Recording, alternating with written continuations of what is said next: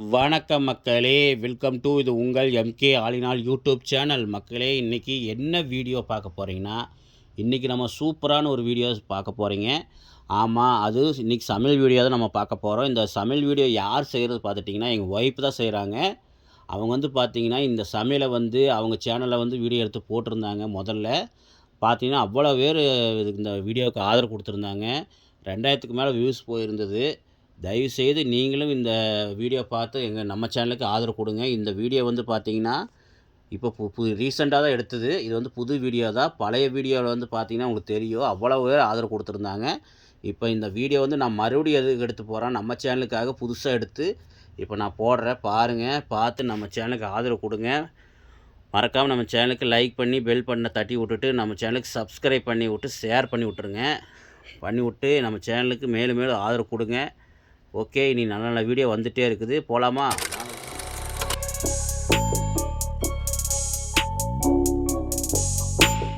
Hi friends, welcome back to my channel. இன்றைக்கி நம்ம சேனலில் என்ன செய்ய போகிறோம்னு பார்த்தீங்கன்னாக்கா, சிம்பிளான ஒரு ரெசிபி கத்திரிக்காய் குழம்பு தான் செய்ய போகிறோம்.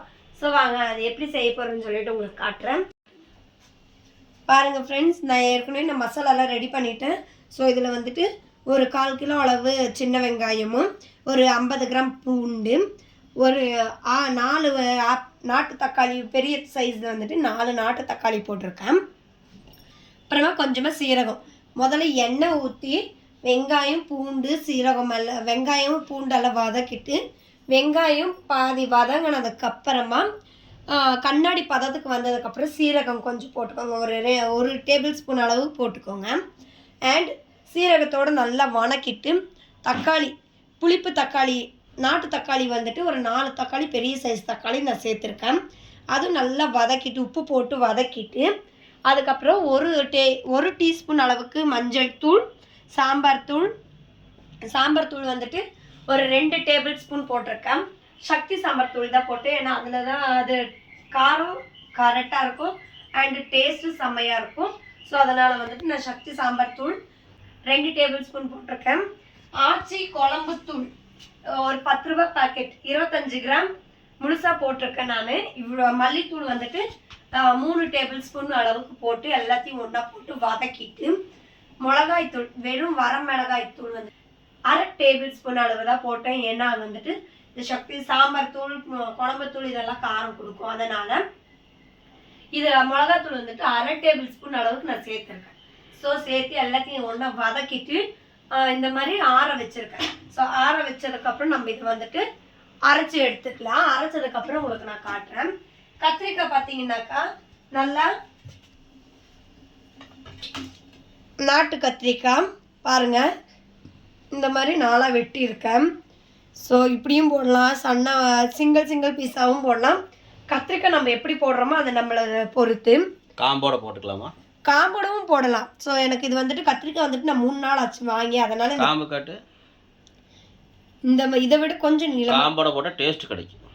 காம்போட போட்டு டேஸ்ட் கிடைக்கும். ஸோ எனக்கு முன்னாடி மட்டும் அந்த இது மட்டும் வெட்டிடுங்க, அந்த முனை மட்டும் வெட்டிட்டு அந்த காம்பு எடுத்துக்காட்டு. பார்த்தீங்கன்னா அந்த முன்னாடி அந்த முனை மட்டும் வெட்டிடுங்க. வெட்டிட்டு அந்த காம்போட போட்டிங்கன்னா டேஸ்ட்டாக இருக்கும். ஓகே, இப்போ நம்ம மசாலாவை அரைச்சிட்டு நம்ம உங்களுக்கு நான் காட்டுறேன். ஓகே ஃப்ரெண்ட்ஸ், இப்போ நம்ம அரைச்சாச்சு. இங்கே பாருங்கள். ஸோ இந்த பதத்துக்கு வந்தாச்சு. இந்த ஒரு சுத்துலேயே நமக்கு அரைஞ்சிரும். இப்போ வாங்க நம்ம தாளிக்கலாம். முதல்ல அடுப்பை பற்ற வச்சு ஒரு வடை சட்டி ஒன்று வச்சுக்கலாம். ஃப்ரெண்ட்ஸ் பாருங்கள், சட்டி காஞ்சிருச்சு. ஸோ இப்போ இதில் நம்ம எண்ணெயை சேர்த்துக்கலாம். எண்ணெய் ஒரு 150 ml எண்ணெய் ஊற்றிக்கோங்க. இதுக்கு எண்ணெய் நிறையா இருந்தாக்கா, கொஞ்சம் தூக்கலாக இருந்தாக்கா செம்மையாக இருக்கும். ஃப்ரெண்ட்ஸ் இப்போ எண்ணெய் நல்லா காஞ்சிருச்சு. ஸோ இதில் கடுகு சேர்த்துக்கலாம்.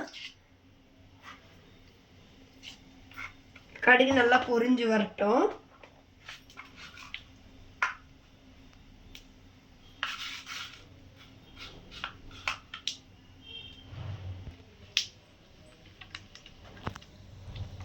கடுகு நல்லா பொரிஞ்சதுக்கப்புறம் மற்ற பொருளெல்லாம் சேர்த்துங்க. ஏன்னா அப்போ தான் டேஸ்ட் கொடுக்கும். இப்போ நல்லா கடுகு பொரியுது.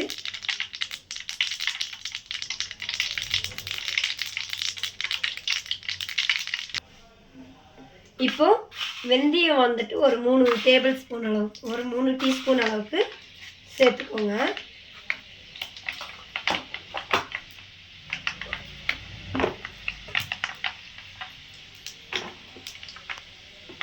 வெந்தயம் நல்லா மணம் வந்துருச்சு.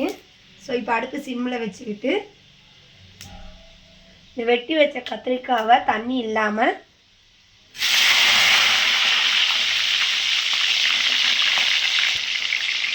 பார்த்து போடுங்க. ஸோ தண்ணியிலேருந்து கத்திரிக்காய் எடுத்து போடும்போது எண்ணெய்க்குள்ளே போடும்போது தெரிக்கும்.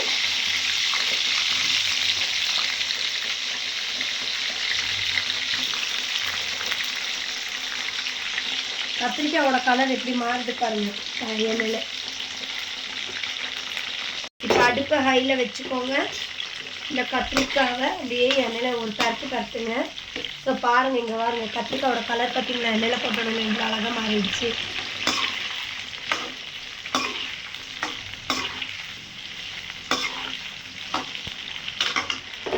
இந்த கத்திரிக்காய்க்கு அளவாக தூளுக்கு சேர்த்துக்கோங்க.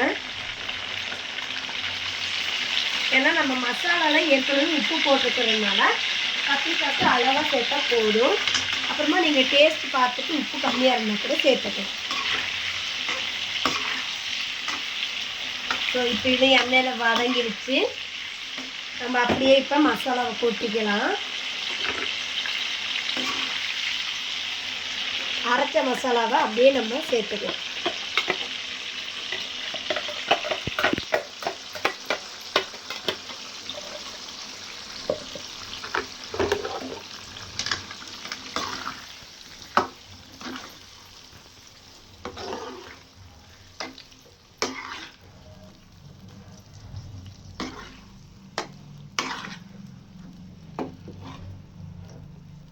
இது நீங்கள் புளி வேணுனாலும் சேர்த்துக்கலாம். நான் புளி கம்மியாக சேர்த்து புளி சேர்க்காததுனால தக்காளி நான் அதிகமாக சேர்த்தேன், நாட்டு தக்காளி. ஸோ ஏன்னா புளி எங்கள் வீட்டில் யாருமே சாப்பிட மாட்டாங்க அதிகமாக.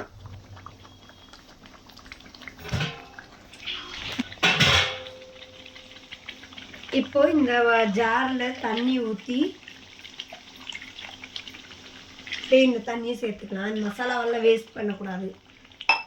ஒவ்வொரு பொருளோட விலையும் எவ்வளோ விலை விற்கிது தெரியுங்களா? அதனால நம்ம வேஸ்ட் பண்ணாமல் எல்லாத்தையும் நம்ம வலிச்சு போட்டுக்கலாம். ஒரு காலத்தில் நானும் எல்லாத்தையும் வேஸ்ட் பண்ணவ தான், இல்லைன்னு நான் சொன்னேன்.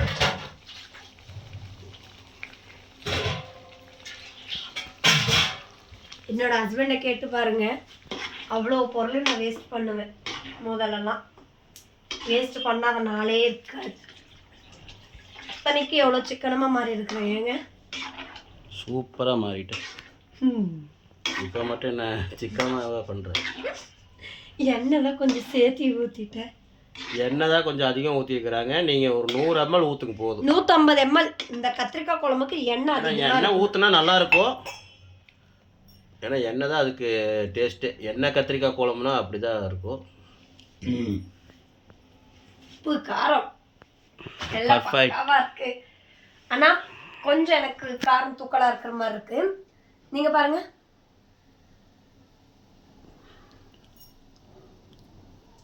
புளி கரைச்சி ஊத்துனாக்கா கொஞ்சம் லைட்டா கரெக்டா இருக்கா? கொஞ்சம் காரமா இருக்கு. நமக்கு இருக்குது, மக்களுக்கு எப்படி தெரியல. உங்களுக்கு ஏத்த மாதிரி நீங்க காரத்தை சேர்த்துக்கோங்க ஃப்ரெண்ட்ஸ். அதாவது எனக்கு இந்த குழம்புக்கு இந்த இதுதான் காரம் கரெக்டு. ஸோ இதில் இன்னும் கொஞ்சம் நான் புளியை கரைச்சி ஊற்றுறேன். ஏன்னா அத்தைக்கு வந்துட்டு நான் காரம் அதிகமாக கொடுக்கறது இல்லை. ஸோ இன்றைக்கி சாம்பார் தூள் வந்துட்டு கொஞ்சம் 1 ஸ்பூன் எக்ஸ்ட்ரா போட்டுட்டேன்னு நினைக்கிறேன். காலையில் குழந்தைங்கள ஸ்கூலுக்கு அனுப்புகிற அவசரத்தில் சாம்பார் தூள் வந்துட்டு 1 ஸ்பூன் நீங்கள் கம்மியாகவே சேர்த்துக்கோங்க. நான் வந்துட்டு காரம் எக்ஸ்ட்ராவாக சேர்த்துட்டேன்னு நினைக்கிறேன் பசங்களை ஸ்கூலுக்கு அனுப்புகிற அவசரத்தில். ஸோ நீங்கள் கம்மி பண்ணிக்கோங்க. இப்போ இது வந்து புளிக்கு சேர்த்துவே மாட்டியா? காரம் இப்போ அதிகமாக இருக்கிறதுனால ஒரு சின்ன நெல்லிக்காய் சைஸ், இவ்வளோ பெரிய சைஸில் நான் வந்துட்டு லெமன் சேர்த்த போகிறேன். லெமனா? வாய் வளருது. எலுமிச்சை பாரு. 2000 years later. ஃப்ரெண்ட்ஸ் இங்கே பாருங்கள், இந்த அளவுக்கு நான் போடுற புளி கருப்பு புளி. ஸோ இந்த புளி தான் டேஸ்ட்டாக இருக்கும். பழைய புளி, புது புளி போட்டிங்கன்னாக்கா நான் புளியை கழுவிட்டு தான் யூஸ் பண்ணிகிட்ருக்குறேன் ஃப்ரெண்ட்ஸ். போதும். ஸோ இது நல்லா கரைச்சிட்டு நான் சேர்த்துறேன் பாருங்க. புளி போட மாட்டேன்னு தான் சொன்னேன். கொஞ்சம் காரம் கொஞ்சம் தூக்கலாக இருக்கிற மாதிரி இருக்கு. தம்பி சாப்பிட மாட்டான்ல. புளி போட்டால் காரம் கம்மி பண்ணிடுமா? புளி இழுத்துக்கும் காரம். தேங்காவும் அரைச்சி ஊற்றலாம். ஸோ இப்போ எனக்கு நேரம் இல்லை தேங்காய்லாம் அரைச்சி ஊற்றுறதுக்கு. டைம் ஆயிடுச்சு. மணி எத்தனை? உங்களுக்கு காரம் வேணும்னா அப்படியே விட்டுருங்க, புளி சேர்த்தாம. புளியும் சேர்த்திக்கோங்க. ஸோ கொஞ்சமாக புளி சேர்த்து நல்லா டேஸ்ட் கொடுக்கும். அண்ட் வந்துட்டு தேங்காய் உங்களுக்கு தேவைப்பட்ட தேங்காய் ஆப்ஷனல் தான், வேணும்னா சேர்த்துக்கோங்க, இல்லாட்டி வேண்டாம். உங்களுக்கு எப்போவுமே ஆப்ஷனல் தான் தேங்காய். ஏன்னா ஒவ்வொருத்தருக்கு சேரும் சேராது, நெஞ்சு கறிக்கும். ஸோ அதனால் நம்ம வந்துட்டு தேங்காய் சேர்க்க வேண்டாம். வந்துட்டு ஆப்ஷனல் தான். ஸோ உங்களுக்கு தேவைப்பட்டால் சேர்த்துங்க, இல்லாட்டி சேர்த்த வேண்டாம். ஸோ பாருங்கள், இப்போ நான் புளியை கரைச்சிட்டு இப்போ ஊற்ற போகிறேன்.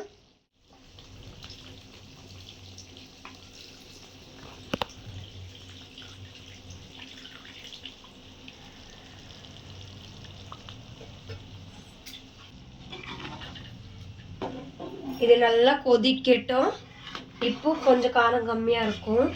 ஸோ நல்லா கொதிச்சு எண்ணெய் பிரிஞ்சு வந்துட்டோம். அப்புறமா நான் உங்களுக்கு காட்டுறேன்.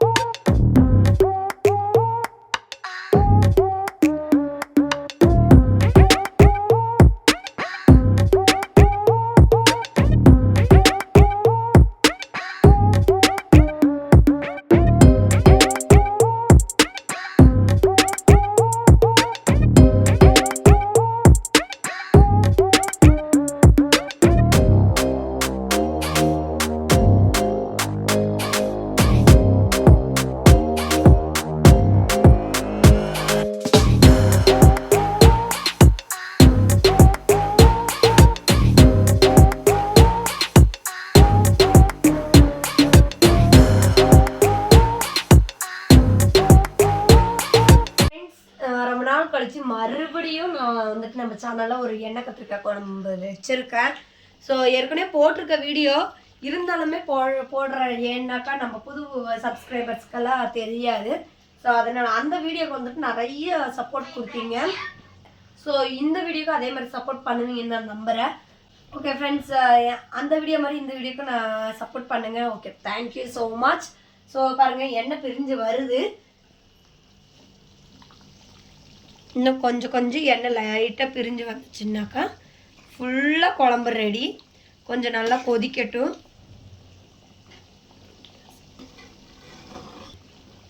நல்லா கொதிச்சு வந்ததுக்கப்புறம் இந்த புளியோட பச்சை வாசம், மசாலாவோட பச்சை வாசம் எல்லாம் போனதுக்கப்புறம் நம்ம வந்துட்டு ஆஃப் பண்ணி ஸ்டவ் ஆஃப் பண்ணிக்கலாம். இந்த கொத்தமல்லி போட்டதுக்குமே ஸ்மெல்லு நல்லாவே தூக்குது.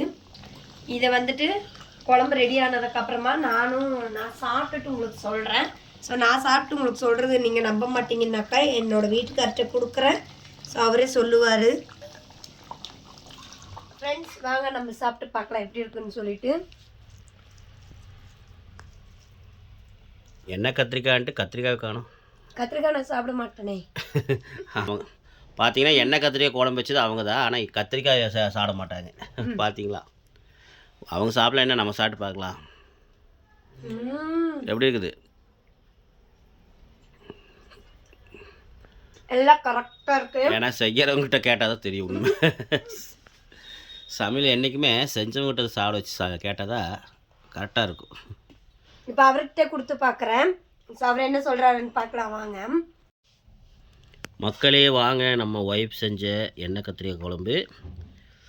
எண்ணெய் கத்திரிக்காய் குழம்பு சொல்ல வேணும், எப்படி இருக்கும்.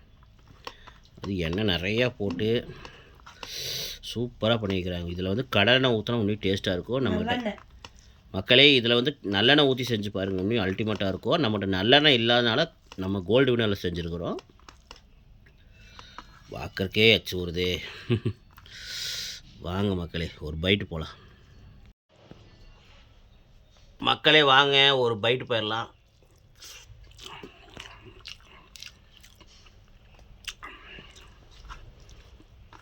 அந்த வெந்தயம், அந்த கடுகு, அந்த கத்திரிக்காவோட அந்த எசல்ஸு எல்லாம் பர்ஃபெக்டாக இறங்கி பக்காவாக இருக்குது.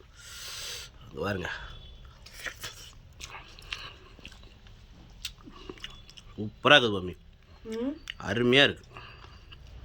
நான் கூட பழைய ஸ்டைல் வராமல் போயிருன்னு நினச்சேன். ஆனால் கரெக்டாக அப்படி செய்கிறாங்க, கரெக்டாக எப்படி செய்கிறாங்களோ அதே மாதிரி செய்கிறாங்க. இன்னொரு பைட்.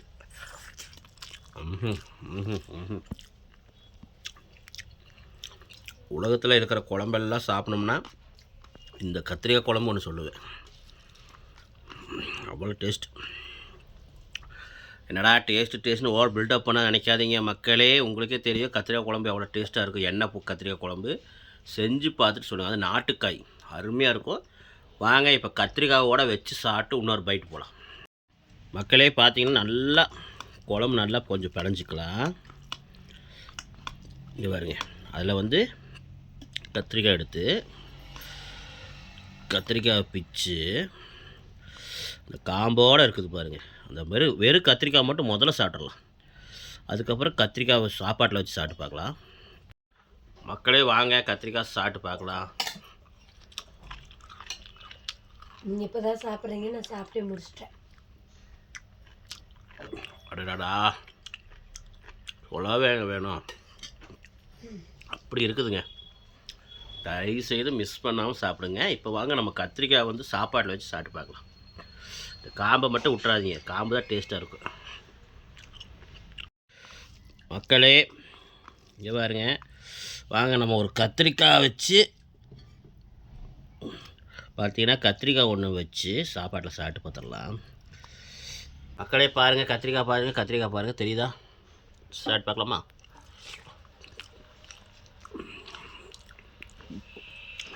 பேசுகிற ஒன்றும் இல்லை,